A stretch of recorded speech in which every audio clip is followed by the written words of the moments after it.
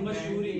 उर्दू में मैं पूछ रहा था, मुझे उर्दू का मसला पूछ गया था यार, उर्दू में क्या कहते हैं। कई चीजें ना हम इंग्लिश में पूछ रहे होते हैं, इंग्लिश वो पूछ लें। अभी वो एक फनी क्लिप मीम्स चला था, किसी ने पूछा डॉक्टर को उर्दू में क्या कहते हैं, तो कहीं कह रहा हो कि हकीम कहते हैं। तो भाई बात ये कि क्या कहते हैं डॉक्टर को उर्दू में?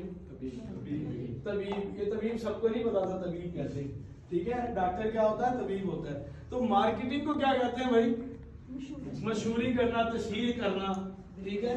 तो ये चीज, अब बेचना मार्केटिंग नहीं होता। आप कहते हो किसी चीज को बेचना, ये मार्केटिंग है। अब सुन लो, मार्केटिंग हम नाम ये लेते हैं कि यार किसी भी चीज को बेचते हो तो ये आपकी मार्केटिंग है। मुझे ये बताएं, इंश्योरेंस कंपनी वाले क्या बेच रहे हैं? वो तो सर्विसेज बेच रहे हैं। तो भाई सर्विसेज सेल करने को भी मार्केटिंग कह सकते हो आप। आप कहते हो कि सिर्फ और सिर्फ कोई प्रोडक्ट सेल करना, जब भी किसी